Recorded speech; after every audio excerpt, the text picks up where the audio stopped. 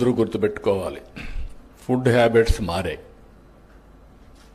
ఒకప్పుడు అందరూ రైస్ తినేవాళ్ళు, కొన్ని ప్రాంతాల్లో రాగి తినేవాళ్ళు, కొన్ని ప్రాంతాల్లో జొన్నలు తినేవాళ్ళు. కానీ ఫస్ట్ టైం మన నాయకుడు ఎన్టీ రామారావు గారు వచ్చిన తర్వాత అందరికీ రైస్ ఇవ్వడం మొదలుపెట్టారు. 2 రూపాయల కేజీ బియ్యం వచ్చింది. కరువు ప్రాంతాల్లో అప్పుడప్పుడే రైస్ తినడం ప్రారంభించారు. కానీ ఈరోజు వచ్చిన పరిస్థితులు మారాయి. రైస్ ఎక్కువ తింటే డయాబెటీస్ వస్తుంది. ఫుడ్ హ్యాబిట్స్ దీనివల్ల మారిపోతున్నాయి.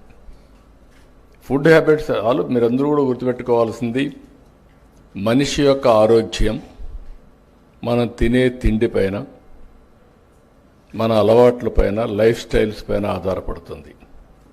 అందుకే చాలా టెక్నాలజీస్ వచ్చాయి, అవన్నీ నేను మళ్ళీ మాట్లాడతాను. కానీ ఈరోజు ప్రపంచం మొత్తం ఆహారపు అలవాట్లు పెరిగి ప్రోటీన్ రిచ్ ఫుడ్కి వెళుతున్నారు. ప్రోటీన్ అంటే మీరంతా కూడా చికెన్, ఫిష్, లేకుంటే ఎగ్స్. మన మిత్రులు చెప్తున్నారు ఎగ్స్ డిమాండ్ తగ్గిందని. కరెక్టే, కానీ ఎడ్యుకేషన్ కూడా అవసరం. కనీసం నేనైతే మార్నింగ్ అయితే బ్రేక్ఫాస్ట్ ఉండదు, ఓన్లీ ఆమ్లెట్ ఉంటుంది. అది నా మొత్తం లైఫ్ స్టైల్లోనే మార్చుకున్నాం.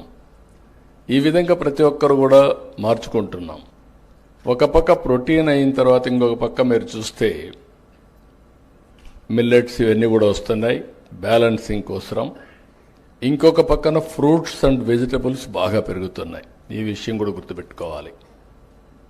దీనివల్ల ఇప్పుడు మొత్తం ప్రపంచం అంతా కూడా హార్టికల్చర్కి ఎక్కువ ప్రాధాన్యత వచ్చింది. అందుకే నేను కూడా మొత్తం చేంజ్ చేస్తున్నాను.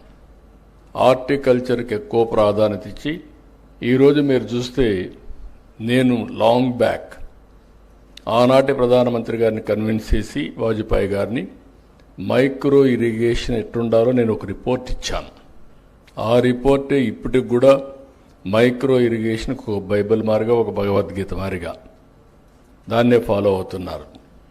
అందుకే నేను గర్వంగా చెప్పగలుగుతున్నా, ఈరోజు 5 సంవత్సరాలు ₹1 కూడా వీళ్ళు ఇవ్వలేదు. మళ్ళీ ఈ సంవత్సరం పికప్ చేశాం. దేశంలో మైక్రో ఇరిగేషన్కి నెంబర్ 1 రాష్ట్రం ఏదంటే దానికి చిరునామా ఆంధ్రప్రదేశ్. 16 లక్షల హెక్టార్లలో మైక్రో ఇరిగేషన్ పెట్టాం, ఆటోమేషన్ పెట్టాం. ఈరోజు మీరు మైక్రో ఇరిగేషన్ వచ్చినాక ఆటోమేషన్ వస్తే యాప్ ద్వారా ఎప్పుడు కావాలంటే అప్పుడు ఆన్ చేస్తారు, ఎంత టైం కావాలంత టైం నీళ్లు ఇస్తారు. అవసరమైతే నీళ్లు కరెక్ట్గా వెళ్ళలేకుండా చెక్ చేసుకునే టెక్నాలజీస్ వచ్చేస్తున్నాయి.